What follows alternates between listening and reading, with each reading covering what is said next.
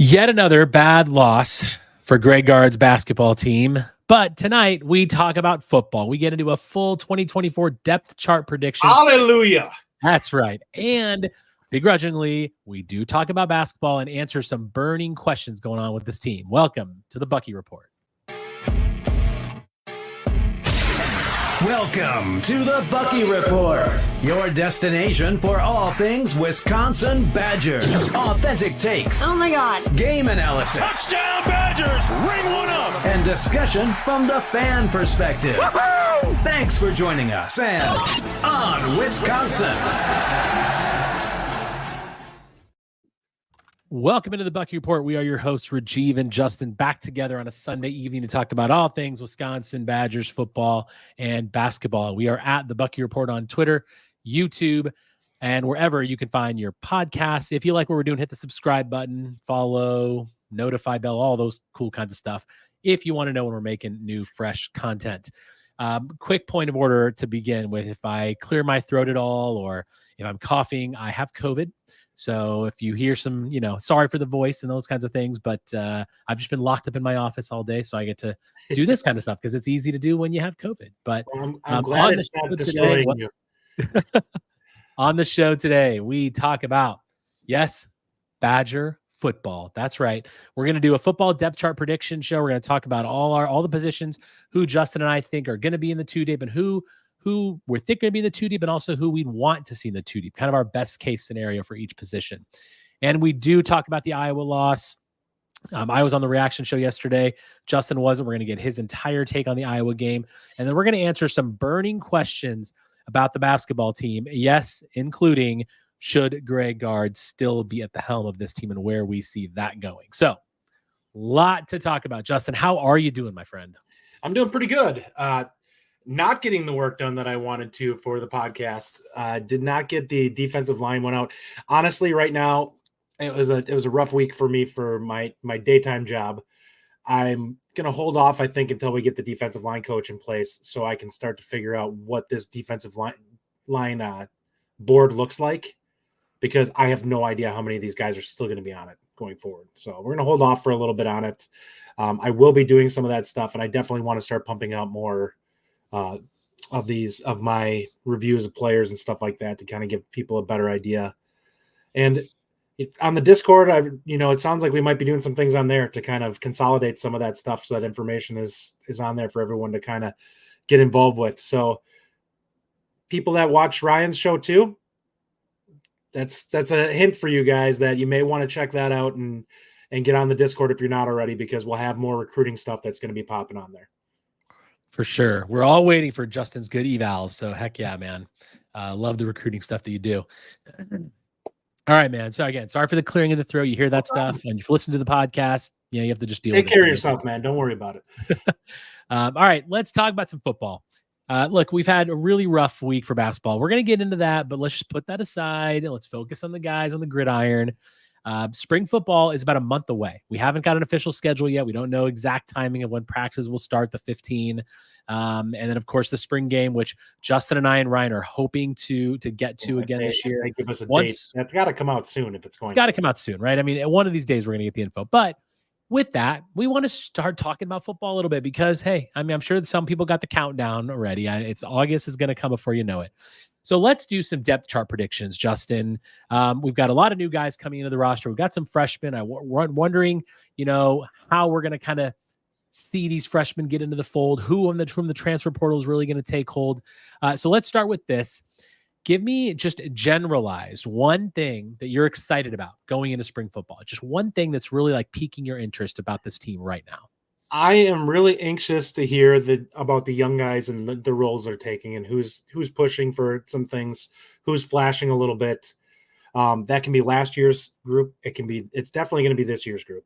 I want to hear if somebody like Heiberger is pushing the outside linebacker group because the athleticism there. I want to hear some of these guys. I want to hear some of the transfers that are making plays that it's like, yeah, this is what we were missing last year. That's the type of stuff I want to hear. For me, I'm so focused on the linebacking core because obviously we made a lot of changes to that. When we go to the spring game, my eyes are going to be just solely focused on those linebackers. I can't wait to see how much of a difference this year's group is going to be to last year's group, which much maligned group. We had tons of conversations about the linebacking core. So yeah, that's going to be something I'm looking forward to. Mike 78 says the new running backs. So Atuka's going to be, he's in camp, right? So he'll be there. Of course, Jones and Dupree are not going to be in spring, correct? They're fall guys. Yet. And then what's the guy from Walker? Transfer Walker, from Oklahoma will be there too. So he's another guy. But yeah, Atuka will be really interesting to see how many reps that he gets in the spring. He gets an opportunity to get the jump start on the other two guys, and hopefully he can show some promise heading into the fall. Yeah. And thank you all for joining us. Those of you who are watching live tonight, Zach Bart says, I'm really excited to see Tackett and the other linebackers and the athleticism we added there to Rajeev. And Tyler Schreiber says, I want to hear the freshmen from last year take a jump into some playing time. Snowden, Howard, DeCluna, etc. Which brings us to the start of our depth chart. Let's start on offense, Justin. I think that the easiest place to start is the O-line because I feel like that's pretty locked in. So give me your starting offensive line. I'm guessing we're going to have the same one here, but give me your starting offensive line. I would guess, looking at it from last year, it's going to be Nelson, probably. I think Huber was at left, right? Huber left guard. You're going to probably have, it's obviously going to be Renfro at center. Right guard, Bruner or Huber, obviously, whoever's probably left or right. Bruner if it's going to be anybody, and then I would say at right tackle it's obviously going to be Mallman again. Yeah, same. I've got Nelson, Bruner on the left for me, and I think I've seen it kind of both ways. It's however you shake it out. Jake Renfro in the middle. And then of course Huber / Bruner, and then Riley Mallman. For backups for me, I think that what's the interesting thing is when will we see some freshmen? Will we see a guy like James Durand in the 2 deep? Will we see a guy like Kevin Haywood in the 2 deep? I think Barrett Nelson's probably your tackle, sort of, the depth at tackle there. JP Benchawal is going to be the guard sort of reserve guy, can play on both sides. And then Joe Huber is probably the backup center. So while he's going to be starting at guard, he'll likely be backing up center. Unless do you feel like in the spring? Right. Yeah. Do you feel any differences to that? Do you think Haywood or Durand or maybe Cubley, any of these guys get into the 2 deep when we start in the fall? It'll be interesting to see somebody like Haywood. Tackle is such a tough position to crack the 2 deep in. If he comes in well ahead, I mean, he could physically be ready to play it. And from a technique standpoint, they could look at him and be like, yeah, you're not ready to be playing tackle at this level. Like, the amount of technique that it takes when you have a guy who's 260, 270 across from you and has jets is incredible for you to be able to get leverage on a guy that's coming at you that fast. And that's something I question whether he'll be ready. If he is, then he's the real deal. He's going to be a freak show. I think he's the real deal. I don't think he's gonna be ready this year. I don't expect to see him on the 2 deep this year. But I would like to see James Durand. I think he's got a lot of potential too. So I hope he can opportunity for him to push and take over the backup center role for sure. Definitely. And Huber's kind of gonna get that slot right away, but that certainly can be Durand's. Let's move to quarterback. Again, I think this one's pretty easy. Van Dyke, the starter for me. Braden Locke, the backup in the 2 deep with Evers kind of at the 3. Any disagreements there? No, I would agree with that 100%. And I would say following that up, you're probably looking at Mabry as number 4 right now, scout team. So. Yeah, I think the real question now going into the spring and the fall is who's number 3? Is it Mabry? I mean, on the fall, of course, is it Evers? When we actually hit fall camp and when we're talking about the first game, that'll be the question, right? Because 1 and 2, I feel like is pretty locked in at this point. Locked in for us. But then number 3, is it Mabry? Is it Evers? Is it Cole LaCrue? Who knows, right? Well, someone's going to show out and make a move up that depth chart. It might be Mabry by default.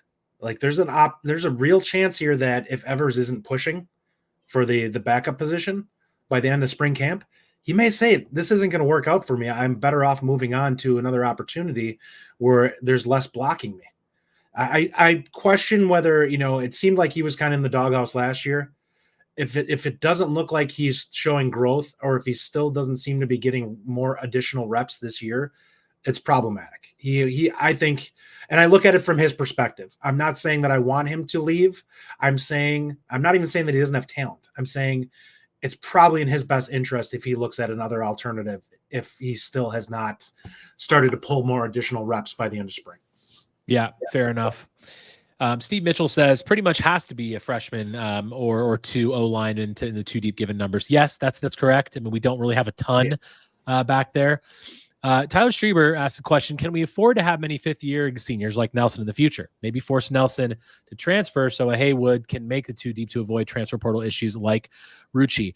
My response is, I think, Tyler, is that like with the COVID stuff going to be kind of all in the background now, I feel like that's going to eventually work itself out. Yes, we do have a lot of seniors. Like the basketball teams go through the same thing, right? You've got a lot of guys that have been there a long time, and it's going to keep happening.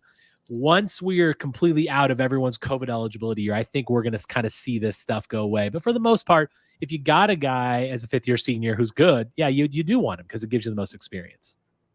Yeah, the way I look at this is this is why it's so important to backfill through recruiting and the transfer portal. You're going to have guys that probably leave. You never get rid of somebody that you think is the best player at that position, regardless of how promising the depth is behind them. If they're not ready to play, you're kind of stealing your ceiling if you do that. And I don't think that Haywood has that type of, like, offensive lineman is the one position I would say it's unlikely that a player comes in and assumes that they're going to be in the two deep, because most linemen, unless you got to add weight, freak of nature, you are not ready to be playing as a freshman. Right. That is a massive outlier for any top level place. Like the guy from Bama played as a true freshman, was a 5-star guy this year, and people said that he was actually quite poor for playing that position. So that kind of tells you, like, it doesn't happen.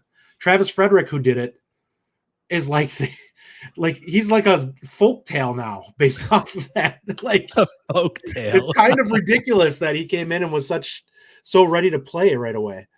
All right, before we get into running backs, Dark Ray, I still have faith in Evers and that Longo can find a way to use him. Dark Ray, look, I hope you're right. I think we all want to see him out there in some way, shape, or form because of the sheer athleticism he has. He's clearly got a lot of speed, so we'll see what happens there.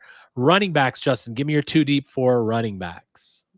Well, I think right now for sure it's going to be Ches Malusi, obviously, for spring, and then you're looking at Walker as number 2. Atuka, but here's the deal. I think Atuka's going to get his share of reps right now. I think Walker feels to me like a situational guy. I'm sure he'll get a fair amount of reps, but I could see him being more their bulldozer.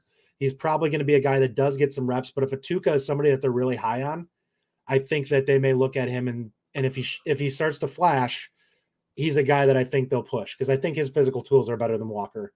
Not that that's any slight to Walker. I think Walker's a nice depth piece, but I think Atuka does have there is some room for him to be a good player for us. Yeah, I totally agree. Malusi 1, Walker 2, and Atuka 3. I mean, obviously, we've still got Aker, you still got Yakameli on the line, you still got Nate White back there somewhere. But I think Atuka will find his way into that third spot. I would be shocked if, honestly, I think that Aker, there's a chance that he ends up going to H-back or something like that moving forward. Yeah. For sure. Okay, let's go to receivers. Now, here's where we're might have a few differences, and we're going to talk through it a little bit. So I really want to focus on what you think is going to happen and what you kind of want to happen. So let's start with the two. So we're going to do 2 outsides and then a slot. So let's start with the outside receivers. Who are your 2 starting outside wide receivers? I think initially here it's going to be Vinny Anthony and probably Green on the outside. I think there's a lot of room for some things to switch around here based off of growth. I think Green flashed a lot, but there are some guys that have potential, and people need to understand that what somebody did last year isn't necessarily the final version of that. I think Burrows has a chance to push himself into the starting lineup. He might have the best physical tools of any receiver we have on the roster that when it comes to combination of size and speed. So I think it's going to be Green and Williams, actually. I think Williams really impresses me, and I know that he didn't have a great year last year, but he's just got raw talent and speed that I think we could really use. Doesn't have the size necessarily that you think on the outside, but I like him a lot. So I'm going to say Green and Williams, and then my backups are going to be Quincy Burrows and Vinny Anthony with a slash Tyrell Henry, because I think Tyrell Henry is the X factor here. Like, can he push? And that's one thing. Another thing to watch in spring. Can he push to get on into that 2 deep? Or maybe, look, wouldn't surprise me at all if we saw Bryson Green and Tyrell Henry lining up to start. I mean, you never know. I mean, this guy played at Michigan State. He does have speed. He does have good hands. So I feel like that's really the big X factor. Do you think Henry gets in that 2 deep? Where do you see him slotting in here? See, from an athleticism standpoint, I really like Henry because I think he's more of what I think Wisconsin should probably target to an extent, which is guys who I think he's more quick than fast. And you watch the way he moves athletically, he's a really good athlete. He's a guy I think will create easy separation up to that 20-yard point. I just don't think he's a guy that has the burst top end that if he gets past, he's going to be able to track down deep balls. Now, that's a guy like Burrows. Burrows is a guy that if you don't check him and get hands on him, and he gets past you, he can absolutely go deep on you. Vinny Anthony's another one of those guys. So I think they have some interesting guys in there. I think Henry's a guy who's a little bit more of that intermediate guy, but he's not slow. Like you think possession receiver. I don't think he's a possession receiver. I think he's a guy that has some explosiveness to him. It's just not necessarily going to be huge chunk plays unless it's going to be run after catch. Right. I'm assuming we're aligned on the slot, Pauling and Trech 1 and 2. That seems pretty obvious at that point. What do you, in your perfect vision of what you want your starting receivers to be? Is it Green and Anthony? Who do you want to see at the starting wide receivers? I think you had it right. I think in my perfect world, I think Williams has the pedigree from a recruiting standpoint. I would like to see him live up to that some this year. Yeah. If he does, and I think he has the tools to do it, he's got to start to prove it on the field more. But he's got a bigger body than Anthony, and he's got good speed. I mean, we've seen him in the offseason speed rankings showing up there as a guy who looks like he's got some good initial jets. He's got to learn to get better at the little things to get himself some separation. And if he can do that, there's an opportunity there. He's a big, strong body. He's a guy who I think has some good athleticism to him and an ability to go up and get the ball. He's got to catch it is the other thing. If you get hands on it, buddy, you got to reel it in. And last year he was a little rough with the hands.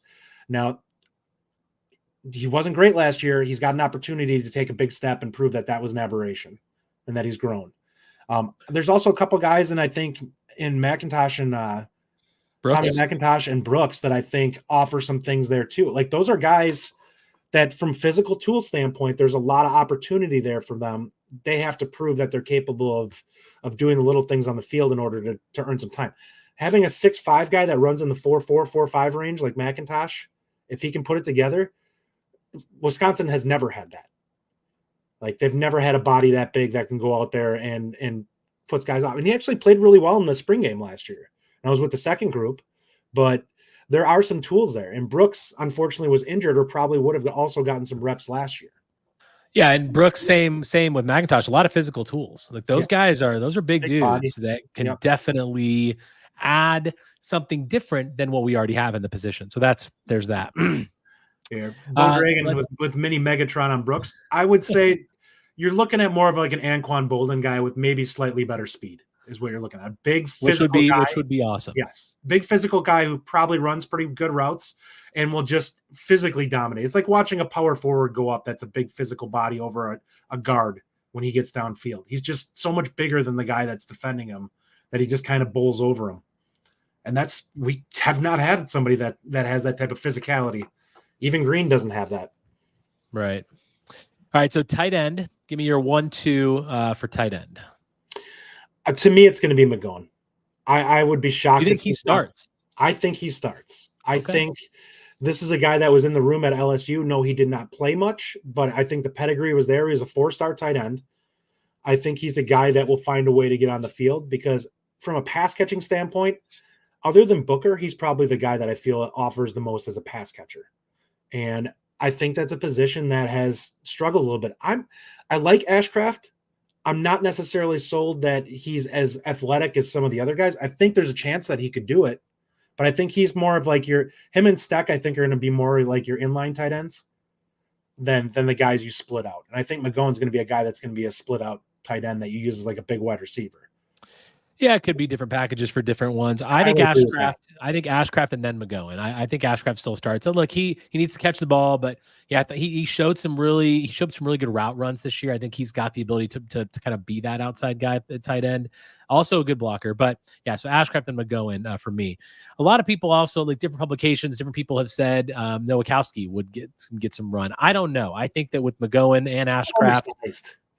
Yeah, I think those two guys seem like the guys that are going to get most of the run. So that will complete our offense. Offensively, Justin, players on your 2 deep that you feel like are going to have a big impact that are kind of under the radar. Who's the guy that you're looking for to have like a really big impact? I think the tight end room in general is I think we're going to see improvement this year. I think we will see better stats from that group as a whole. I wouldn't be surprised if it's not going to be crazy, but I wouldn't be surprised to see 30 catches out of that group this year, which would be a substantial upgrade. I think what we have last year, like, did we even crack 20? Not many. Yeah, not it was like many. 15 or 16, I think. So there's going to be a pretty big jump, I think, for that group. And if that's the case, that'll help a lot. Athletically, I think it's nice to have somebody that you can even get those, on a 3rd and 6, a guy who can go out there and just run a button hook or whatever and be able to, box somebody out and catch the ball.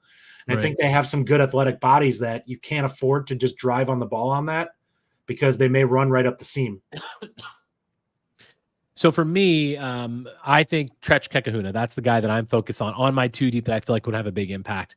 Obviously, Will Pauling is the starter. No doubt about that. He's, fastest guy on the team, per what Brady Collins has been give him a run.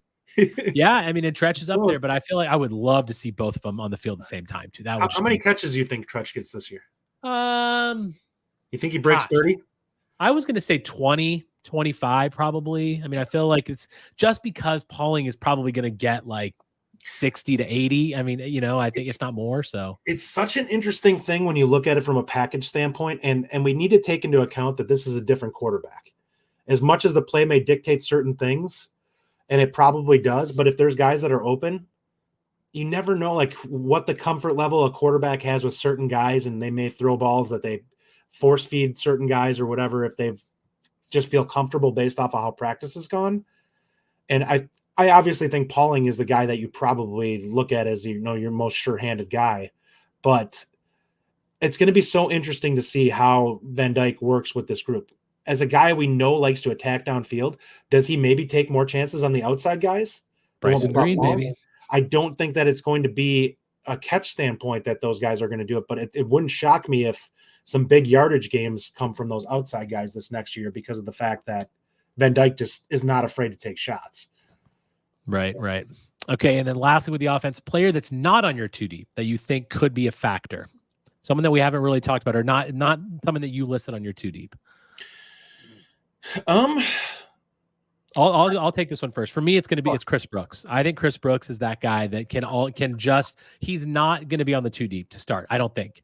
And I don't expect him to be there because we've got pretty loaded wide receiver room, especially with the addition of Henry. But I think Chris Brooks, because obviously you had a lot of injuries last year, he absolutely could make his way up to the 2 line, maybe even the 1. Like that guy has a lot of potential. And with his size and his playmaking ability, he's a guy that I feel like no one could be talking about. No one's listing him on any kind of depth chart, and he could really have an impact for this team. I'm going to throw it out there, and this is pretty unlikely to happen, but maybe there's a chance Kyan Johnson finds a way to get some time just out on the outside as somebody who is dynamic as a receiver. I don't think he necessarily has the size, but I think that he has the ability to go up and get the ball, and his kid might have the best hands on the team. And anytime you have somebody that you can rely on and trust the hands, it's a big deal to coaches. That's a good shout for the rookie KBJ. Yeah, most definitely. All right, let's go over to the defensive side of the ball. Let's start with the D line. So I'll go first here. I'm saying Neal in the middle, and then my ends, I'm going Elijah Hills, and JTJ, James Thompson Jr. That's what I'm looking at for my offensive line starters, then backing them up. TJ Bowlers on the end, along with Ben Barton, and then middle, Jamel Howard is going to be in my 2 deep. So where are you on your and I did a 3-4, by the way. Where are you on your D line? I'm gonna one up you here. I'm gonna say Howard's the starter. You think so? I think that he may push for it. I think that body is really hard to take off the field, and it sounds like he's busting his butt in conditioning. So if he's the athlete that we think he is, and from a strength and everything conditioning standpoint, he's ready to go. I like Neal more as a guy who I think that you can bring in various packages to kind of get a burst. I don't know if he holds up if you need to get 40 plus snaps out of him. Howard, I think, is going to be a guy who's just kind of a man-child that you can afford to put him in the middle and let people lean on him a little bit and it just not wear him down as much. I will say I agree with you on Hills and JTJ as our ends. I think that's a lock. I really like Hills. I think there's a chance that he adds a level of disruption to this team that we have not had. guy is just really quick at off the snap and has some nice ability to just knife through. And I think Barton will get out there in certain spots. I think if you're doing this right, you probably don't want to be seeing Barton out there a whole lot. I'm not trying to be down on the guy, but from an athleticism standpoint, he's just kind of a worker out there. They need to see more disruption out of this defensive line. I like your point about Howard. I think for me, that's kind of my best case scenario. That's who I'd want to see there. I love Jamel Howard. I wish I would have seen him last year. We said many times that we wanted to see him last season. Obviously, he gets the red shirt. That's fine. So, yeah, Howard starting at nose tackle will be fine for me because I think he can be – look, we've obviously said many times we're missing Keanu Benton, right? Look at what he did in the NFL this year. And maybe Howard has the ability to do that. Bo Dragon says Howard is BJ Raji. There you go. So, look, I would like to see that too. But what I think is going to happen is Neal gets that start and Howard is getting some plays and we'll see how he folds in and maybe he can take over that starting spot.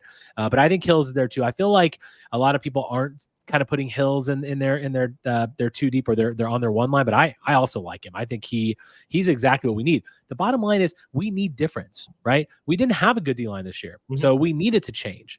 So JTJ, I thought, was the best defensive lineman that we had throughout the year. So if he's going to be on there, and then you put Hills, and so we need some changes. All right, this is probably going to be the most interesting one. Let's go linebacker here. Let's start on the inside. Give me your two deep inside linebackers. I think it's going to probably be Chaney and obviously Tackett Curtis. That's your starters. Okay, those are my starters. Backups are probably going to be I'm trying to think here who we all brought in now that might play in the interior. Man, this one's tough. Don't forget about Thomas. Yeah. Thomas depends on where Thomas is playing. I think Tom's going to play on the inside. But I've heard some things. I have Thomas and Chaney on the inside starting because I think Curtis is listen, I love Tackett Curtis. I just feel like Thomas and Chaney, like Chaney was a starter last year. Obviously, I don't, again, what I think is going to happen is Chaney and Thomas. What I want to happen, Thomas and Tackett Curtis. That's what I want to see up there. I'm going to make a bold prediction here. Outside guys are going to be Lowry and Thomas. So you think Thomas to the outside? Hey, listen, that's fine with me. If he can do that, because I do. We've seen the issues we had on the outside last year are much discussed. So my inside guys, Thomas and Chaney, and then Allegro and Curtis. Allegro was good. I was trying to think of. Right. Yes, he will definitely be in the two deep, and I actually think that it's going to be much like last year. I think Allegro is going to be rotating in with Chaney and Tackett. And as it should be, there should be a good solid 3-4 guy rotation there. And then outside, I think Lowry and yes, Peterson will start again. That's what I think is going to happen.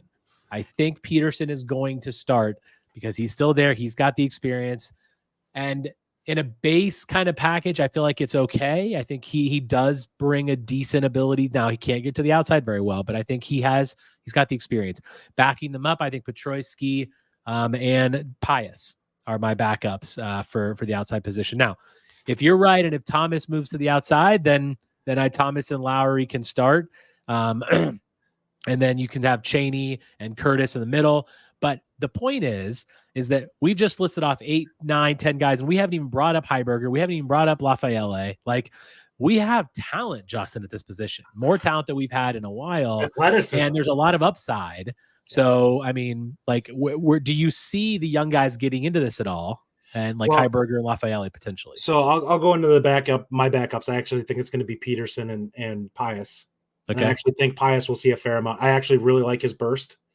He's a little bit smaller than a couple of other guys, but I think he's a guy who offers a little bit more speed. And I think that it's going to be really interesting to see how the kid from Michigan State folds into this.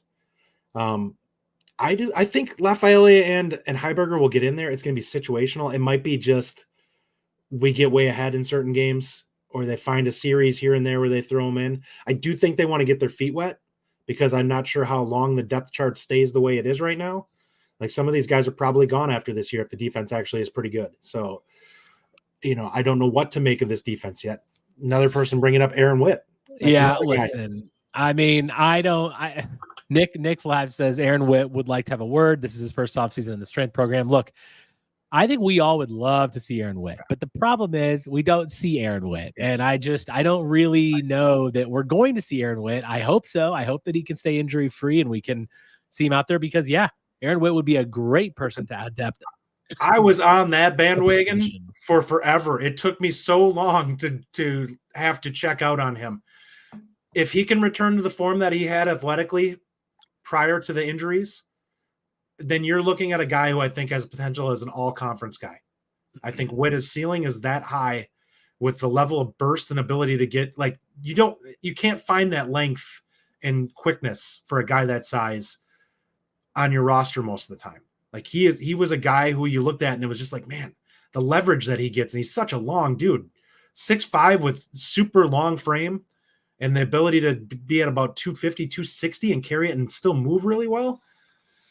Like that's a guy you're looking at 6-7 sacks for sure. If he can be healthy and actually have that, I don't know if he'll ever see that again. And that's where the problem comes. He's let's put it this way. We talked about guys who like best case scenario. He's probably one of those guys because he's a guy that could come out of nowhere and absolutely be a force because his motor, he may have the best motor out of anybody there. He was a monster before he got hurt. Yeah, no doubt. I mean, look, we all would love to see him.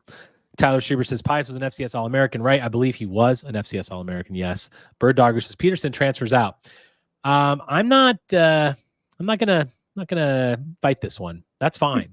I'm okay with that. We talked about him. I mean, I talked about him several times during the season. I was not happy with what I saw. There were many times where we said that he could not. He's just.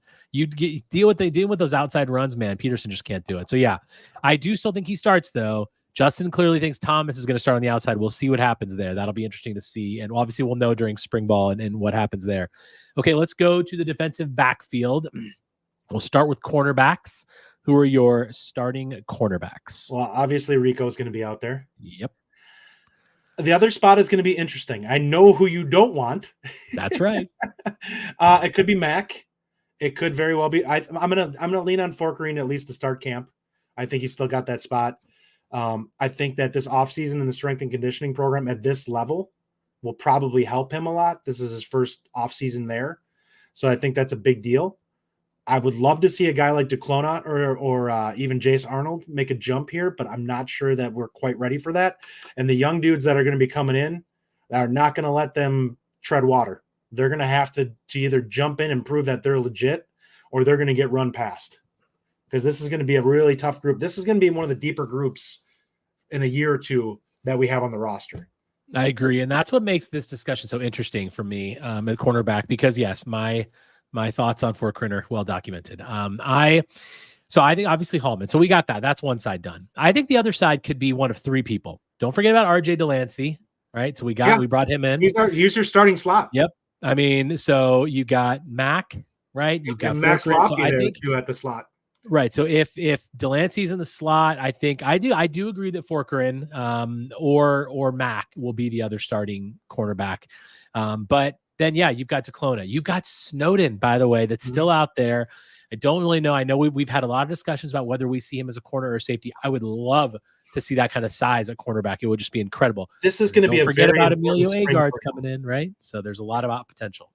This will be a very important offseason for Snowden because if he doesn't flash to the point where you feel like you have to start getting him some reps, they may have to look at it and be like, hey, maybe we're better off shifting him over to safety because the amount of talent that's coming in for guys that are probably more the traditional cornerback type is a lot. Like you have so many bodies that are coming in that he's got to prove athletically that it fits. And I think that's the biggest thing that everyone's worried about with Snowden is athletically, can he turn his hips and run and really be able to move with guys? If not, he has a great potential to be an awesome safety. But I mean, you can't find that type of frame Right. at quarterback. You're absolutely right. This is the year we need to see him, right? This is what we have to actually get out there. We've got some takes here. Tyler Schreiber, Forkrin, blows. Okay. Well, Nick says you got to remember he made the leap from Division II. He did. Look, that's a lot of growing pains to ask of a guy Division I, Power 5. I do give a lot of flack to Nazir Forkrin. He is not my favorite cornerback. We talked about it a lot on the show. I think that when he's in a tight situation, he gets burned. But look, I want all these people to be great, and I will root for Forkrin to be great. If he's the starting cornerback, I'm behind him 100%. He's not really my choice for starting cornerback, but I'm not a coach, so that's okay. Nick says no one is talking about Delancey in the slot. He's way better than Maitre, not just a replacement. I agree with you. Delancey's the guy that I put on he's on the one line for sure for me. And Tyler says hot take, Agard is our starting slot corner. I don't know about that next year. Soon, yes. I don't think Agard is a starter next year. Do you think there's any validity to this potential? I think if Delancey is not putting together a good season, I think Agard is capable of going out there and covering. I don't love him from a physical standpoint quite yet. He's going to have to grow into it a little bit physically. I think he can cover. Let's put it that way. I don't necessarily physically trust him totally out there. And I think it's a lot to ask a guy mentally to be there and understand his place in the defense as a cohesive unit rather than just covering the guy that he's meant to be sitting out there against. That's right. The bigger picture part of it is he in the right position in accordance with the other 10 guys out there rather than just how he's covering up on the guy that he's covering. You're not just playing man-to-man all the time. Right. All right, let's go to safety now. Starting safety, we can obviously talk about Hunter Wohler, so we don't need to go there. Yeah. Outside of Hunter Wohler, who is your starting safety? I think it's going to be Brown, in all honesty. You're probably going to have Latu pushing in there somewhere. Mm-hmm. It's going to be interesting to see how they do this. I honestly, I know we've talked about them a little bit. I don't love the safety room. I like some of the athletes that are in there. But I think that we have Wohlers and we have a bunch of parts that we need to find somebody out of. So there's numerous guys there. The two athletically that I look at are probably Braden Moore and Brown that I think have the highest upside. Yeah, I mean, I think that you're right about someone needs to step up. Obviously, Wohler's fantastic. Is it Zachman? Is it Brown? Is it Moore? Is it Latu? I agree. Wohler and Brown are the starters, and then Zachman and Latu kind of backing him up and more. How do you feel about Zachman? Because I feel like he was the guy who was the roughest to me of the group. There were too many times where he, from a communication standpoint, seemed to get himself burned by not talking enough. Yes, I agree with you there. Now, the one thing that I will say about Zachman is I thought he played harder than a lot of people out there. Like in my opinion, he matched Hunter Wohler's effort. Like he played really hard because all year it was like, who's going to step up in the safety position? And there were definitely like tangible moments where I thought Zachman did step up. Is he the best safety? No, but I will take that effort any day of the week. I like Zachman a lot because I feel like he has that effort. Some of the things that I feel like I don't like about Nazir because of those effort things, that's what I love about Zachman. So he's not the cleanest and the best, but boy, he puts out an effort, and I really appreciate that. And Latu, if he's going to play, and I'm going to Mike tackle. Mike, right there. Can they teach Latu to tackle? Mike 78. Good comment there. That's the issue. I mean, God, how many times did we talk about missed tackles, especially from a Kamoy Latu? Good Lord. That has to get corrected this year, 100%. All right, so in the same vein as we did with the offense, give me a player in your two deep, so someone that we've already talked about tonight that you feel like can have a big impact that's under the radar right now. Anywhere on the defense? I think it's going to be in the two deep. But I do think Allegro will flash a lot this year. I think we're going to see some things now that he actually is going to understand the defense a little bit more, and he can put those physical tools kind of to better use rather than just kind of being like Bball, Hipball, which is what I think it was kind of what was done last year. Get him out there and just be like, hey, just do this. Now they're going to expect him to be instinctual and just be able to let the athleticism play through. I do expect him to make a jump there. Yeah, I like that. And I think there's been so many discussions about the linebacking core and the new guys that were brought in. And Allegro, really, we're not talking about him too much, but he was the guy that showed out a lot last year. He had so much speed, something that we could not say about the other linebackers that we had. He really brought that. So really, really good there. Cody Schmidt says hot take: Chaney and Peterson transfer out. I mean, I don't think that's going to happen. I think Chaney stays. I think Chaney is going to. They like Chaney. I think he's a guy who's a high effort guy who really tries. I didn't love his film last year, but I think a lot of the things that he struggled with are correctable. And I think most of the linebackers, it was just such a scheme change that we had, what they were required to do in the previous defense versus this. It seems like there's a lot more like diagnosing going on this year, and guys really struggle with that part of it. Yeah. A player that's not in the two deep that could be a factor. One guy that I want to talk about here is, I think there can be a lot of people. I already brought up Snowden. Watch out for a guy like Sebastian Cheeks on the linebacking core, potentially if there's injuries. I think like yet another body, a super high athlete. He might be the most athletic out of the group. Absolutely. Not a guy that's in the two deep, and I don't think any of us are going to put him in the two deep, but he's a guy to watch out for a lot. And then, of course, Lafayette is, you talk about athleticism with this guy. We love, and Justin especially loves. He's very high motor. Right. So I think those are guys that will push. And if they can somehow, just push those starters a little bit and get in there, and if they can see the field, I think they're going to be impressed with what we see. Anything else, Justin? Football 2D before we move on to basketball. Anything else you want to bring up about any of these guys? I think the biggest takeaway that I have is you look at the roster, and unlike last year, and we have somebody, Tyler, kicking in with Ernest Wooler, he's going to play some this year. I feel confident that he's not going to be a guy who probably gets a ton of reps, but I wouldn't be shocked if he gives you 10 to 15. And if it's 10 to 15 where you just tell him to go out there and cause havoc, that might be enough to really change some things in this defense. Because athletically, he's a step above everybody else. Do you think Willer and Johnson both get in there, or do you think just Willer? I think they both will. You do? Okay. I think Johnson gets some time out there. It'll be really interesting. I think that Johnson actually shows better from like a strength standpoint than what Neal probably does, but Neal might be a little bit more bursty. I just think that he's got a better frame. Yeah. That said, I don't expect it's similar with him. Like I wouldn't expect more than like 10 to 15 snaps for him either, but these guys are taking reps off of the starters potentially that allows them to stay fresher through the game, which allows them to be more of a rusher as the season goes on. Good point. All right, let's get some comments here before we move on to basketball. Cody Schmidt says Allegro and Curtis would be the best in coverage at the inside. Yes, they are both very, very fast. That'd be great. Brendan, who's going to be our RB1? That's Ches Malusi. We both said Ches Malusi would be our RB1. And then with Walker behind him. Nick says the only hole in the defense left to me is D-line. Still didn't do enough to fix it. Yeah, we definitely agree with that. There's no doubt there. I made the point that I think that might be one of the areas reason why Scruggs was okay with moving on was this is a multi-year rebuild. We're not going to see, we may see improvement this next year.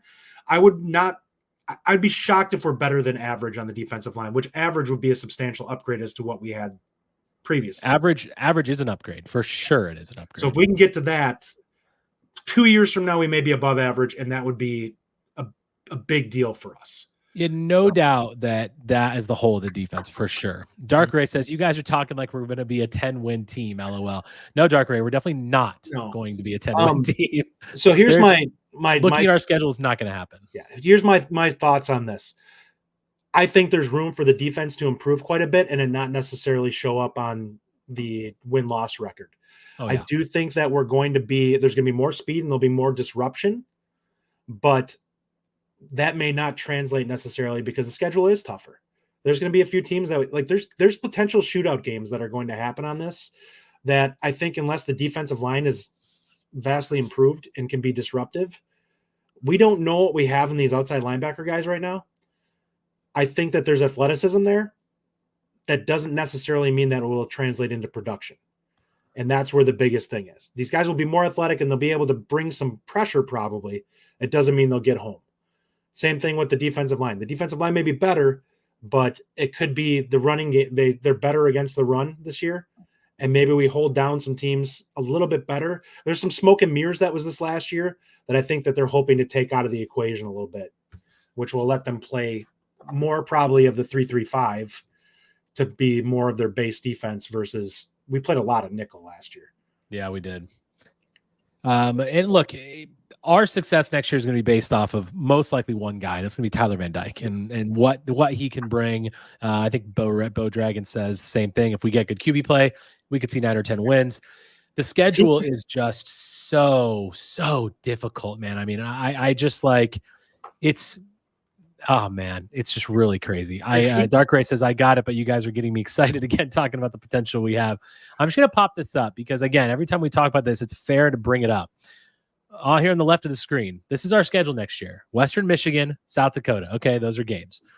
Alabama. I don't care they lost Nick Saban; they still got athletes on that team. Then we got to bye at USC, home against Purdue, at Rutgers, at Northwestern. Now.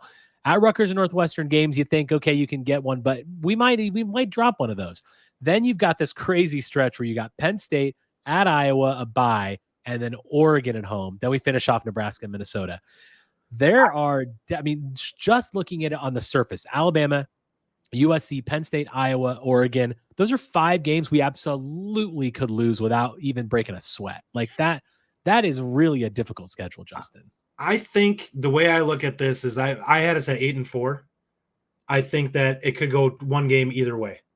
I wouldn't be shocked at 7-5. I wouldn't be shocked if we somehow find a way to go 9-3 if the team is better than we expect. If Tyler Van Dyke is him and he goes out there and he plays like the ACC freshman of the year, there's a chance that our offense is really good and that changes everything.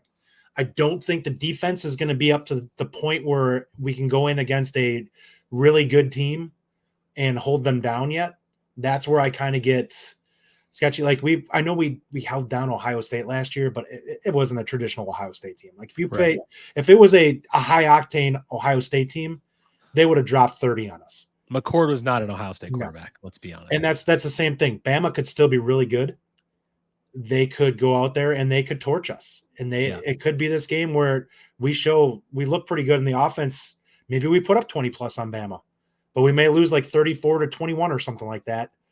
And it is what it is. But if we see improvement of the offense, it will change everything. I'm not afraid of USC.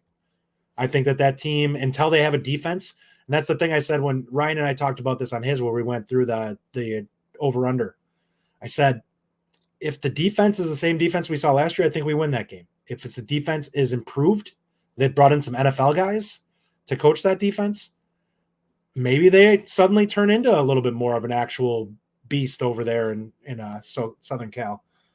I think any team on that schedule scares me until we see what we've got when Tyler Van Dyke. And that's fair. That's I mean, like USC is USC. I mean, they still have athletes that we don't have. They were 7-5 last year too.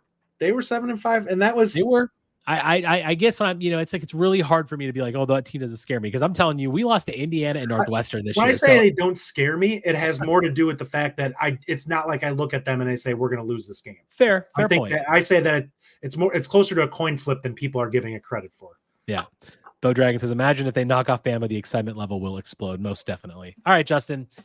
I was on the reaction show yesterday with Ryan talking about the Iowa debacle. I'm going to give you the floor here. Give me your initial takes on the game, your impressions of everything. Where are you at right now after the Iowa loss? What is your take on the game? Really tough game. The loss, having stupid things happen, like the goaltend get taken off the board. That was so annoying. That hurts, but that was not why they lost this game. So for anybody out there that's saying that, they took it from us, we took it from ourselves. Our defense was bad in this game. Iowa's a mediocre team in this year. They're not very good. We didn't hold them down at all. They dropped 80 plus on us, and I realized we went to overtime, but they were 70 plus in regulation. And I think this is a game that if we're looking at this like we're a Sweet 16 or Elite 8 team, you need to be able to lock down better on defense and take care of business in this game. This is a game we beat this team by 10 points earlier at home. And I think that if we were playing good basketball, we probably still beat them by 10 points. We're not. The offense seems to be coming around a little bit more again, but the defense is still bad. And until they can figure that out and figure out some way to cover some things up, I'm not sure how good that every game is going to be a roller coaster with this team. It's shocking to me, the defense. It really is. Like, I said it yesterday. I just feel like even Iowa is a bad defensive team. They were able to turn it on during sections of that game. They pressured the ball. They were denying passing all over the place. Crowell was at the top of the key. Couldn't even pass to a guard because they were being denied. We can't ever turn it on. I mean, Iowa literally could dribble wherever they wanted on the floor. They wanted to dribble into down to the paint, no problem. They want to kick out here. They want to go around here. They want to circle. They can do whatever they want. They got any shot they want at any time. Mm-hmm. That is unacceptable. It's simply not acceptable to be able to allow a team. We're Wisconsin. We play good defense. You're telling me that Iowa can get any look they want. Their guards can dribble around like it's nothing. They can penetrate whenever they want. They can put it into the post, and Freeman can just get a dink little layup anytime he wants. Like that's not good defense, and we've got to figure it out. It is just unacceptable. Now, there were a lot of things that went wrong. We missed tons of free throws. Max Klesmit shot 20%. He's aggressed defensively too. That's the other part. Max has really been rough defensively, and I get it. It doesn't show up like he's getting absolutely just blown off the ball like Connor, but there's quite a few times I watch Max and I'm like, your guy is taking you like consistently. Like you look tired and you're just not able to keep up, and he's getting beat. And then you have Wall, who gets in foul trouble, which is this team could not afford to have him off the court. Like he's got to play 25 minutes at least. Yep. And that was a problem with this game. He played 22 minutes yesterday, which was just that's not there. But yeah, I mean, look, I think that I don't know if we're going to be improving defensively. It's something that we expect to see. What I want to see is the effort be better. Okay. Like you can't let them dribble wherever they want. You can't let them get any shot they want. You got to fight a little bit. I'm not saying you have to be the best defenders, but when they're literally doing anything they want on the floor, we've got to change something up. And I hope that after all these discussions that we've had, like something will change, hopefully. Well, Hannah, Connor Sejan isn't the only one that doesn't play good, consistent D. Oh, you're not lost. That's not lost on us. I don't love Crowell in the post a lot of the times. I don't love Max has been rough. I would say Storr is a work in progress is a kind way of putting it. They really need Blackwell back, and they really need McGee back, because those two guys being out have really hurt this defense. Well, Blackwell's back, but he just didn't. He's still. Well, yeah. I mean, it's his first game back, but I don't expect him to be ready to just lock down on defense when it's his first game back off an injury, especially when it's a hip injury. Like his flexibility and ability to move out there might take him a couple games to get back to where he was. So before we get into the big question, we have another question that I wanted to bring up, which and it's echoed by something that Zach Bart said earlier. If you had to pick one, who is more to blame for the basketball woes, Gard or the player? So in general, everything that's happened so far, obviously we were 8-1. We were looking really good in the conference, and we're 1-5 in our last 6 games. Where are you, Justin, placing the blame right now? This is a tough question because they're very entangled to me in terms of what's going on here. Some of it to me is a flat out an accountability thing from a coaching standpoint, when players aren't performing to the level of expectation that they've shown in the past. And if a player isn't hurt and they're playing substantially below from a defensive standpoint or rebounding or whatever, you need to sit that guy and get it through his head that, hey, I expect a certain level of effort from you. You need to show it, or somebody else is going to take your minutes. I think that the issue is, with me, the biggest issue that we've seen with this team, that the problem is the defense has been terrible for the last month almost now. And the rebounding has really taken off, where it's nowhere remotely near where it was early, where we were a dominant rebounding team. We've become really average to even below average against certain teams, and offering second chances that we weren't giving up earlier in the season. Some of it is depth. Blackwell's a plus rebounder that we haven't really had the last 3 or 4 games. So, and he's been banged up the times he has played. So, we're kind of stuck here in a situation where they've got to find a way to, the effort things have to come up, and the attitude has to get better, because I feel like guys, if something goes wrong, they just kind of give up, and they don't give the same level of intensity that they need to. And that's what we had earlier in the season. When we got hot, the intensity level that we had was off the charts. We were flat out playing harder than the other team when we were just gashing teams offensively and just blowing them off the court. That hasn't been that. And that point right there, Justin, what you just said about the players and the effort, that to me is why the blame does fall more on Greg Gard. Well, that's what I'm saying. They're entangled. He's got to hold them accountable for the lack of effort. But and look,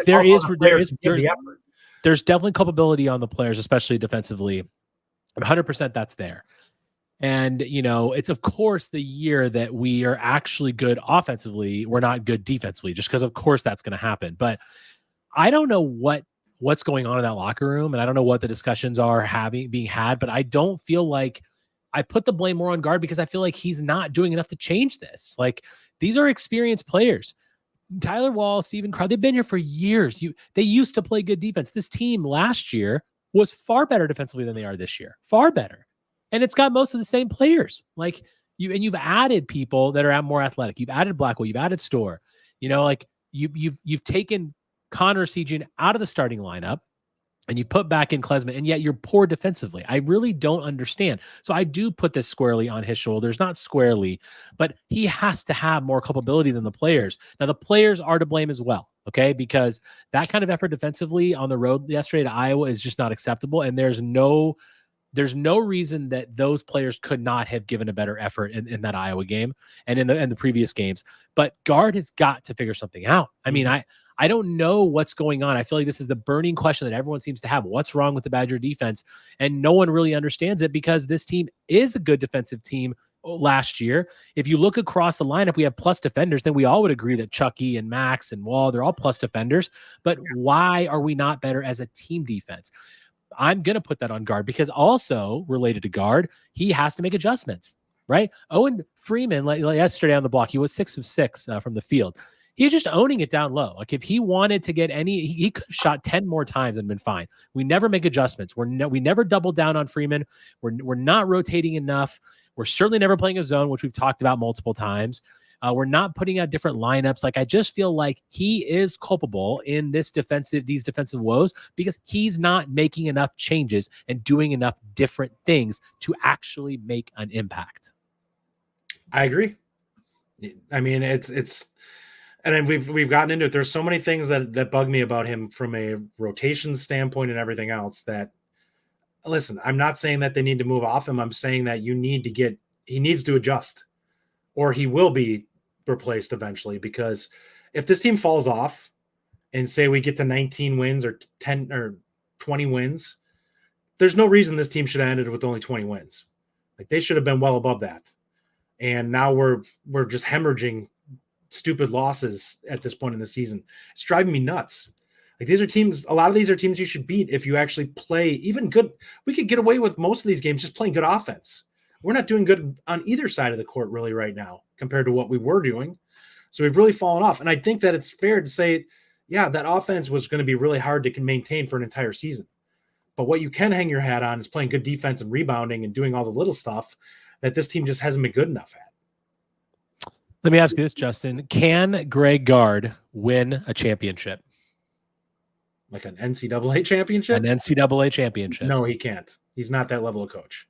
So if you know that, if you have that answer now and he's not a guy that you can see doing that, should he be replaced now? I mean, I've kind of had that mindset for a while now. Now, the team showed some things where at least he was headed in a positive direction with, some of the people that he brought in. I actually expected us to be better this year than we've been in the tail end. I figured that, what we saw early was going to be who we were, which I would have said he's showing enough signs to be in the right direction. But if this tails off and we flame out early in the Big Ten tournament and we go out in the first weekend in March, I'm really getting to the point where I'm getting fed up with this, because there are coaches we could get here. No offense. We could get coaches here that could get us 4 stars, like 3-4 stars in a class. This Wisconsin is a big enough program to bring in a quality recruiting class every cycle. They have enough history that's recent enough to sell to recruits that you could do it. What we don't have is a dynamic recruiting coaching staff. And that's been a big part of the problem. They get in their own way for part of it. They don't like playing the game with the AAU stuff. Right. Cody S. on Discord, I think this is Cody Schmidt, who's also in the chat, said today, how can we say Gard is a coach that can win a championship or even is the right guy? He has little to no success in the tourney. Any Sweet 16 teams were basically Bo's recruits. His players have not really improved. The recruiting classes have been average at best, and his success in the Big Ten comes versus the bottom teams. The thing I want to focus on in that question, Justin, I want your take on this. His players have not really improved. We talked about this a little bit yesterday on the show. I want your take on player development with Greg Gard, because that I think is something that we saw a lot in the Bo Ryan days. Player development was very consistent. And if you look across the team right now, I think you can make the argument that Wall has certainly improved. I think Crowell has improved, but do you see his player development being a success? Is that something that he can hang his hat on, or is it an issue that you see with him? Well, I think part of the difference is that Bo Ryan was bringing in better recruits. And because of that, the amount of ceiling that you could get in terms of development was higher. Crowell would probably be towards the lower half of the big men that we've had between Bo Ryan and Greg Gard. He just is. He's less agile and athletic than what a lot of the guys were that we had. And because of that, he struggles to do some of the things that would really help this team, which are to disrupt shots in the paint, to do some of the things where he can offensively attack someone a little bit better. He's very limited in terms of what he can do to actually attack when he's in the paint.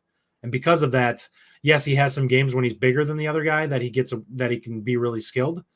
But for the most part, he's not a guy I go out there if they put anyone that has decent size. What was the biggest takeaway we had from Frank's time? And I realized he was a National Player of the Year. It didn't matter how big the guy was against him. He went against Kentucky, and he absolutely abused those guys in the post. Manhandled them. Yep. And we've had multiple other guys that were capable of doing that. We do not have that right now at Crowell. He disappears against bigger defenders, and he's a guy who really – he can't dribble.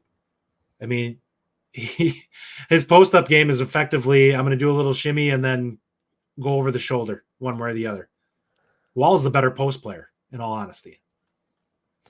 Let's get some comments in here. There's a lot of good comments popping in here. I want to get the community involved here. Will Hanna says, Gard, no way, a national title, LOL. Look, I don't necessarily think he's a national title coach either, but in basketball, if you get the right recruits, and I'm saying like when you have Free Tag joining this team, and if Storr comes back, I'm not saying it's gonna be next year. I just think that when you get a really good team in the tournament, anyone can make a run. And yes, you need to have great players to make that run. I do think Greg Gard still has potential to coach a Final Four team. I do believe that, because if I didn't believe that, I would want him gone right now. And I still think he can have that. Now, am I losing some confidence in that? Yes, I am. But I still think he belongs here. I don't think he should go. Tyler Schreiber says, if we don't make the second weekend of March Madness, he needs to be gone. That Sweet 16, of course. We haven't been to a Sweet 16 since 2017. 7 years is too long for Wisconsin. Dark Ray, Gard has no chance of winning a national title. The best player he's recruited in the last 10 years is Johnny Davis. That's unacceptable for this program when we had guys like Decker, Happ, Kaminsky, John Berger. Yay, Justin. Justin's on the train. Woohoo. VIP in the sleeper car. John Berger told me that he was saving a nice seat for me on this Fire Guard train. I'm not ready to join it, John. I'm just not there. Mike 78 kind of sounds like Chris. Let's talk about this for a second. Obviously, Paul Chryst is a guy that we also kind of said can't really win, is not the guy to take the team to the next level. So if we had that opinion with Chris, I don't think it's the same thing, right? Because I think Gard's won Big Ten championships. Okay, he has done that. That's the difference between the two of them. And I don't really equate the Gard Chris thing, but it is a fair discussion point. So what is your take on this? I think that's a fair point to make, is that he has won the Big Ten and he's done it more recently. Now we can argue what he's done in the tournament, which is a factor in this and has to change. I'm just gonna push back a little bit on Final Four talk. We're not winning. We're not making it to a Final Four with Crowell at center. We're just not, because we will face somebody that has a big that's going to take him out of the equation, and that's going to be a problem for us. Everyone that we played that had a good center, like look what Arizona did to him. Just absolutely took him out of the game completely and abused him, quite frankly, in that game. But I think the way I look at this is you have to give him an opportunity. He did some things. The issue here is if this team ends up not being substantially better with adding a player like Storr and Blackwell, you have to kind of look at this and say, what the heck? Because I think we'd say the Big Ten is a little bit worse than it was last year. And we're barely improving with better players. So at some point the onus has to be on the coach to do a better job with what he has. Bo Ryan had top 4 finishes in the Big Ten with basically 5 guys. Like you could have given him whoever and he'd go out there and find a way to do it. He had some really talented teams too, but he also had teams that you're like, how is he winning these games? I mean, look, I think it's fair. Like JB, I think yesterday and on the show said something about like his expectations are 99 to 2014. I think that was you, John.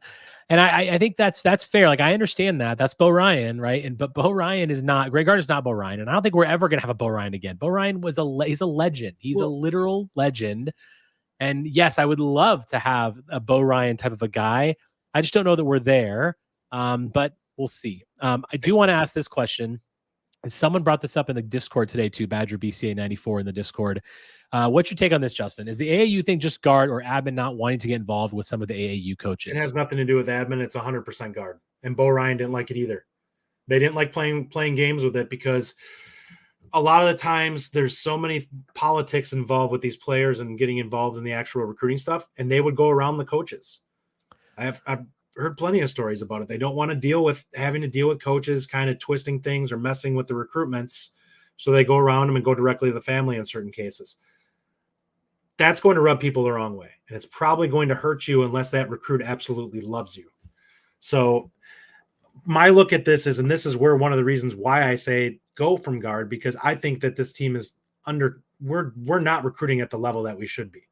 I think Wisconsin's capable of recruiting at a top 20 to 25 range for college basketball, which is actually substantially higher than what we've been normally.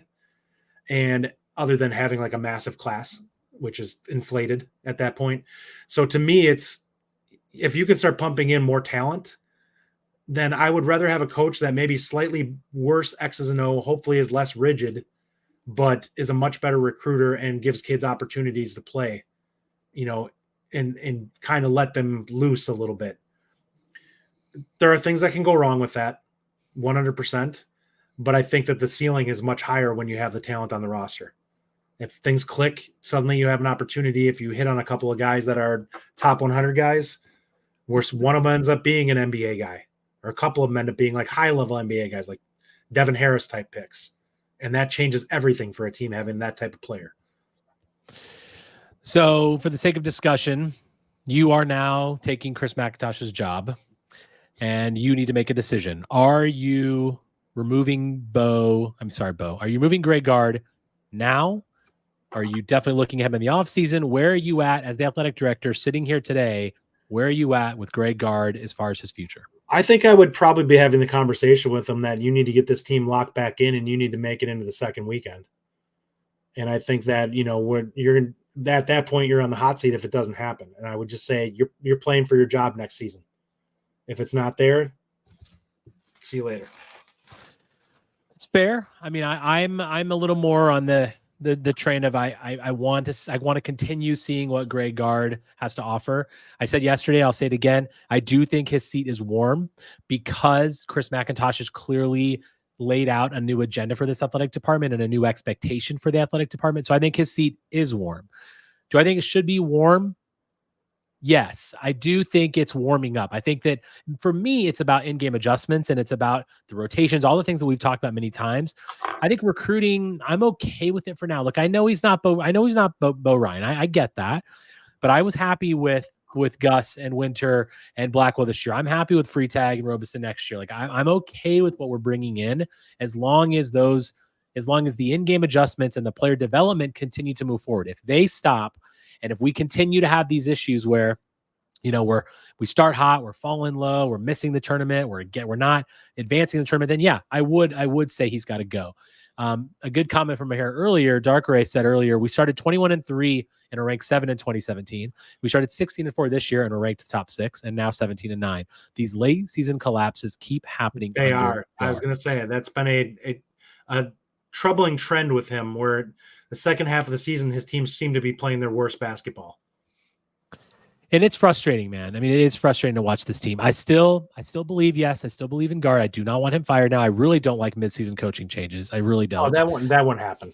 And I think that if we lose in the first round of the tournament, boy, it's going to be really hard for me to stay on this train of not letting him go, because March success is important to me. I've said many times, competing for Big Ten, getting in the tournament every single year or virtually every single year, and having the players that can get you to the Sweet 16 on a routine basis and can allow you to compete to go further. That's what I want. I do want those Big Ten championships. And that is important to me. But if he can't deliver those, then no, I don't want him here anymore. But for now, I'm not there yet. I'm not to the point where I'm ready to let him go. But this team better get locked in, because they're gonna keep dropping like this. And if they do, they're gonna put themselves into a really troubling first round game in the NCAA tournament. Yeah, I mean, we end up with an 8-9 or a 7-10 game, and now you're looking at it like we didn't want to be here. This is not where we want to be playing. We came to the game yesterday as a 4 seed. That the NCAA came out with their top 4 seeds, and we were in them. We're a 4 seed, which is great. But then we lost. To me, if you're a 4 seed right now, after having lost 4 games in a row, at some point, like I think we should be able to keep that. Even we lost yesterday, but we need to beat Illinois. That's a home game we have to win, right? It's coming up soon. That's not happening. I know, but I think it can, because it's a home game. At Indiana, we need to pick up one of our last 2 home road games, Indiana and Purdue. Hopefully we can win in Indiana. We're not winning at Purdue. And if we can win our home games, we have 3 home games left. If we can do that, we finished 13-7 in league play, which would be great. If it's 12-8, I think we still probably get a top 5 seed, because of the committee clearly loves us based on just looking at the sheer numbers of where our quad 1 wins with Marquette and Virginia and Michigan State twice. So I think we have 11 quad 1 wins, maybe. I mean, like we're in good shape from the committee's perspective. Ken Palm, those metrics. If we can finish the season decently strong, meaning winning our games at home, including that Illinois game, I think we get a 4 or 5 seed, which should push us into getting into the Sweet 16. What if we lose out? I mean, I don't want to think about that, Justin.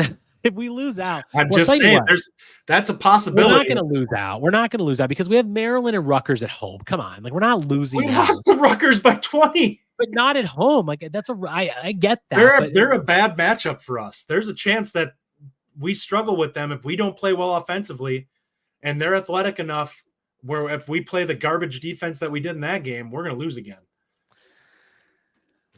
Look, if we lose out, we're not going to make the tournament. With this version of this team.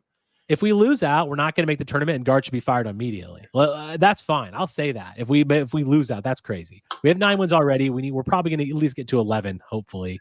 I think we can get to 12. We get to 12, we're going to be a top 5 seed. If we don't get there, then we might have one of, like what you're saying, a 7-8 type situation. So Ryan making a Ryan, there you go, Ryan. Yeah, see, Ryan, we aren't losing out, Justin.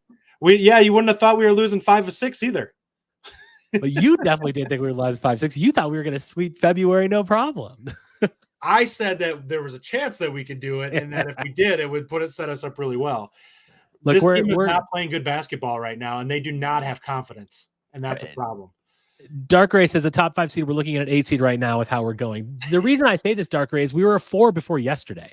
Okay, the committee is not taking us from a 4 to an 8 because we lost on the road to Iowa. We might drop to a 6, though. I can see us dropping to a 6. I think we could. We lost a road game to a team that averages 80 points a game. We're not dropping that much. The trend there is going to be that we've lost 5 of 6. It's not going to be that. Okay, but they already put us at a 4, and we had lost 4 in a row.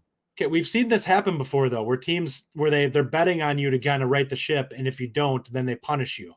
And that's where I feel we're at right now. They're going to drop us. They're going to punish us because we're not proving them right, which is, all right, well, then now you have to prove it, and you have to win it back. And I think that's what's going to happen. I do think we drop to a 6. Okay. I mean, look, it might be the highest 6, but I think we drop to a 6. At the end of the day, we've got home games against Maryland, Rutgers, and Illinois. Okay, I think we win all 3 of those. I think we need to win all 3 of those because, to me, we win all 3. That gets us to like that 4 or 5 seed, right? That's where we get if we win those 3. We're beating Purdue. We're probably not beating Indiana on the road. If we win those 3 home games, I think we do get that 5, which would be good. But look, there's a lot to unpack in the next couple of weeks. This has been a great show. We went a little long tonight, but it's fun. We had a lot to get into. The football depth chart was great. The basketball chatter was great. Justin, final thoughts before we end this show today. For the love of God, basketball, give us something to cheer about. I mean, wouldn't that be nice? We had that one win against Ohio State. I mean, yeah, we really do need some. We really do need some love. We got. Hopefully, there was a question earlier about the spring game. We don't know when the spring game's happening yet. It hasn't come out yet. When that comes out, hopefully Ryan and myself and Justin will all be there and hopefully meet up with as many of you guys as we can. But yeah, we definitely need some love for the Badgers basketball team. I mean, I want to get excited going into March. I'm not excited right now. I want to be excited going into March because that's really when it's fun and we have a little bit of hope to do some good stuff. But with that, thanks for listening, guys. Appreciate everyone's involvement in the show. This was awesome. And until next time, on Wisconsin. On Wisconsin. Thank you for listening. If you enjoy the show, subscribe to our YouTube channel at The Bucky Report or The Bucky Report Podcast from wherever you get your content. Until next time, on Wisconsin.